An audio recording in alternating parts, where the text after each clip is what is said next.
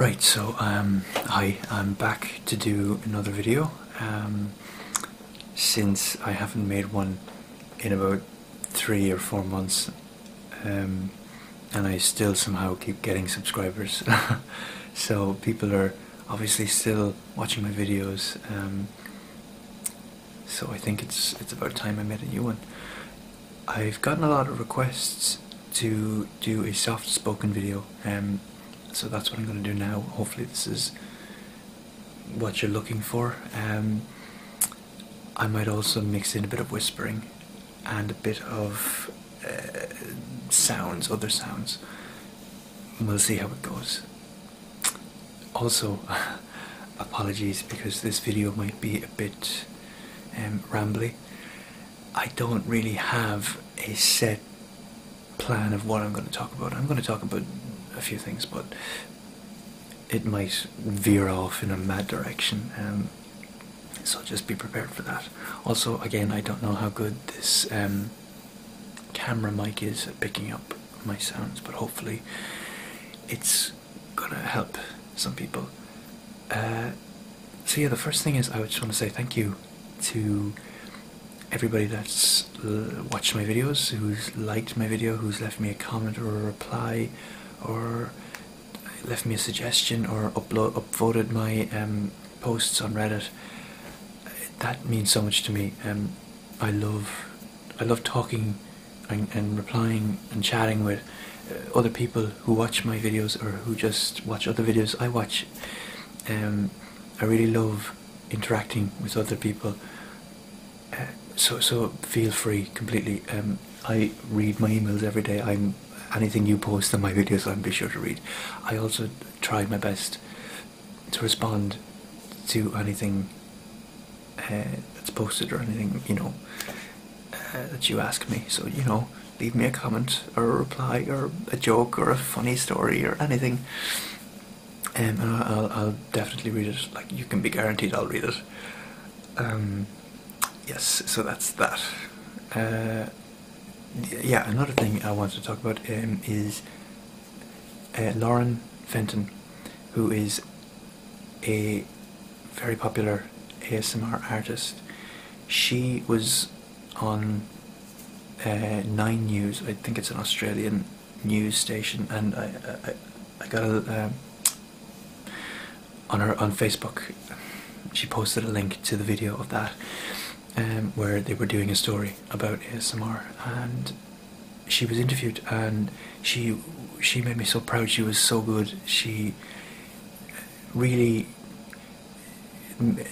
got across the message of it in such a great way, and she was just fantastic.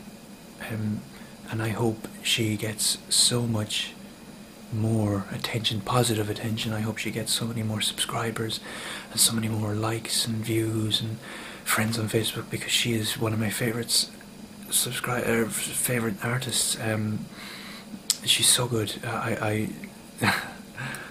specifically seek out her videos just to watch and or to listen to her meditations, or listen to her stories, or just anything she wants to talk about. I find her so relaxing, and yeah, I hope I really wish her the best, and want so much good for her and her family.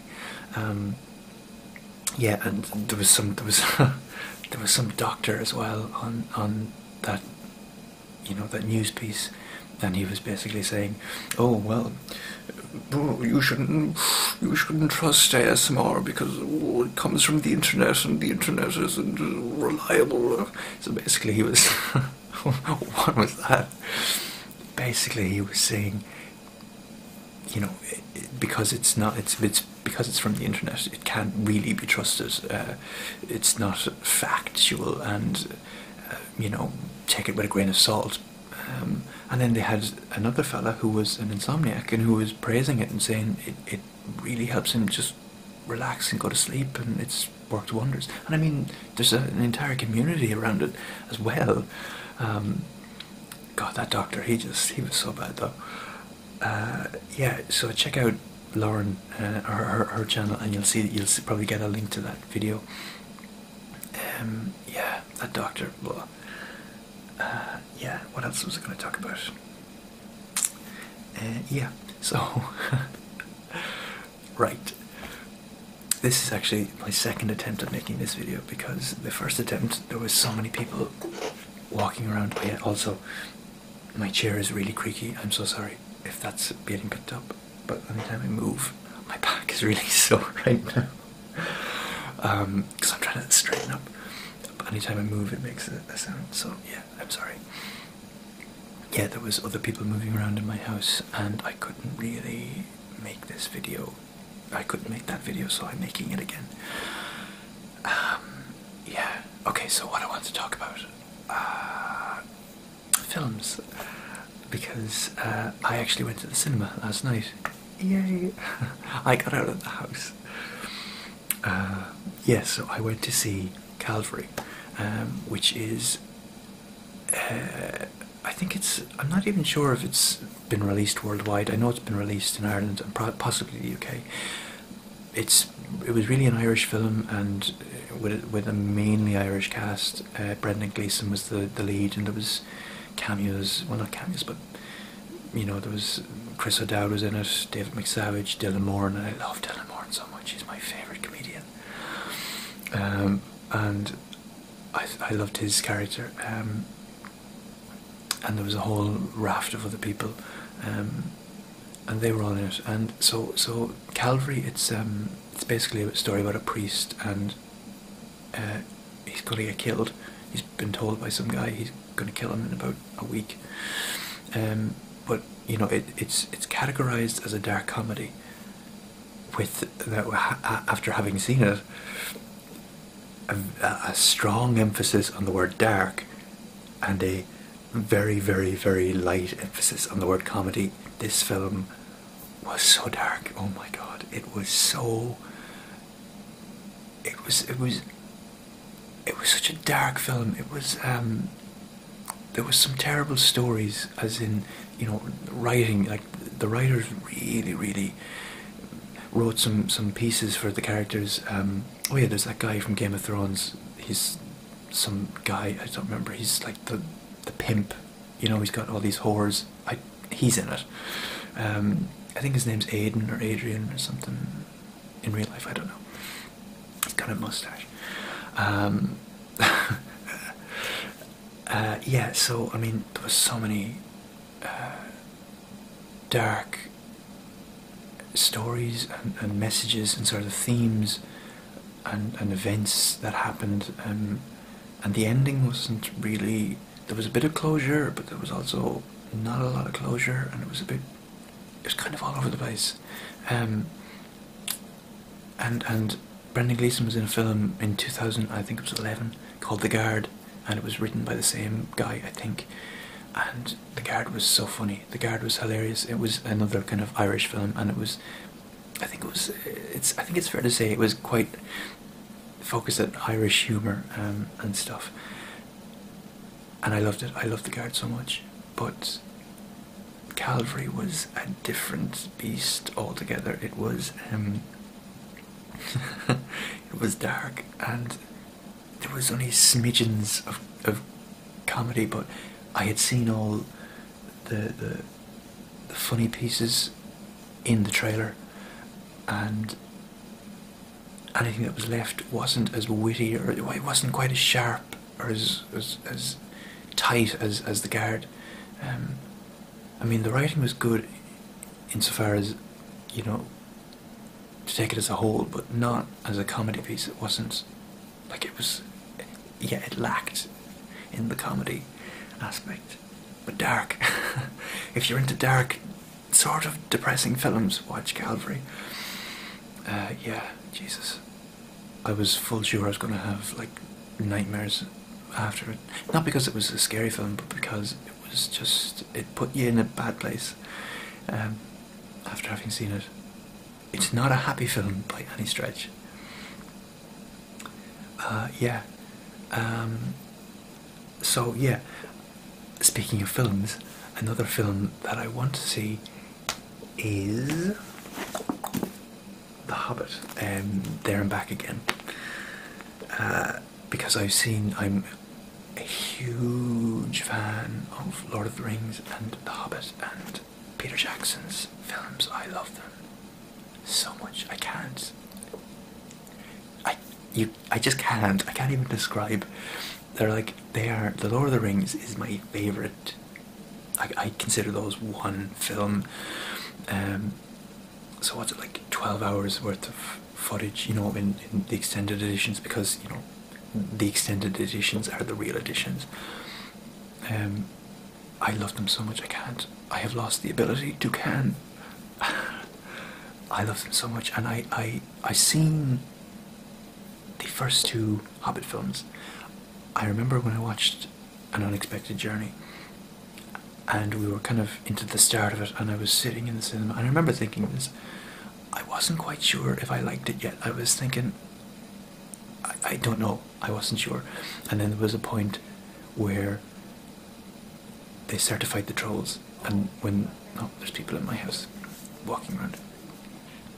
When the dwarves come running in after one of the trolls throws Bilbo at Keely, and then, you know, they start to fight and all the music comes in, that's when I realised I love this film. I really like it. And the critical thing for it was it had it did have a lot of emotional points. Like, there was key emotional points where, you know, you really feel something. Like when Gandalf tells Bilbo, when he gives him Sting for the first time, and he says, you know, it's not about true courage and all that. And then when Bilbo has the choice to kill Gollum, and when the eagles come at the end of the film, and at the very start was just so good. Yeah, so that's what I loved. I loved An Unexpected Journey. Also, I apologise if you can hear noises in my house. It's because there's people here. But yeah, Desolation of Smaug. It felt. I feel bad for saying it, but it just felt like such a filler movie. As in, it was just connecting A to C. Really, there was nothing in it. Really, there was only one or two emotional points, and the rest of it was just kind of mindless action, and it was great. I mean, it was fantastic to look at, and I love the films, but it was almost like it was missing something.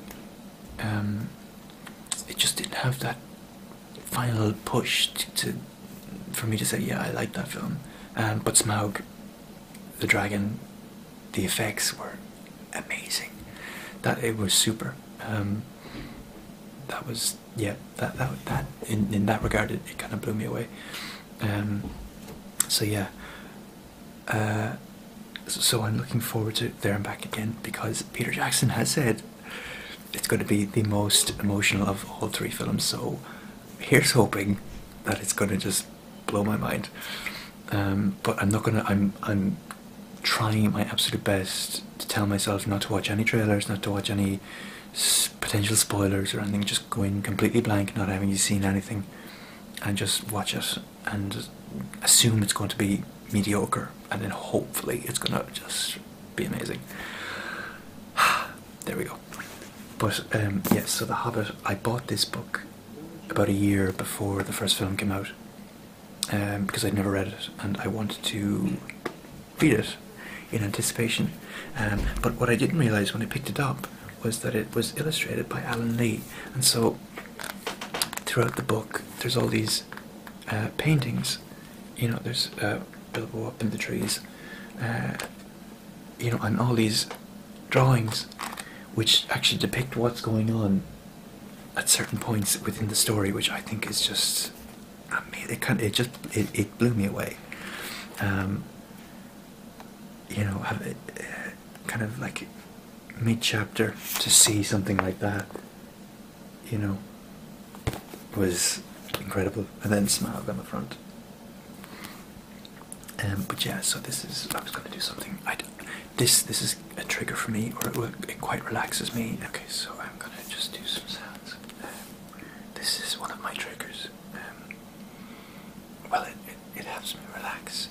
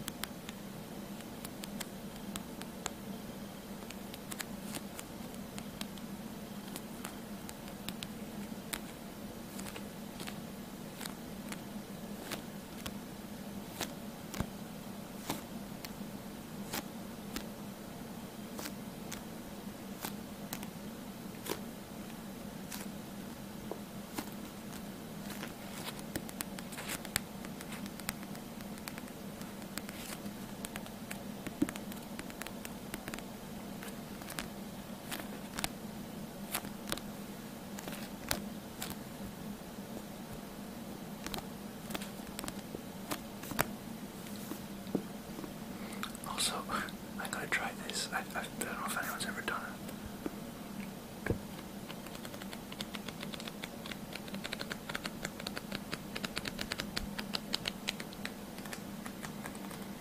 It smells so good.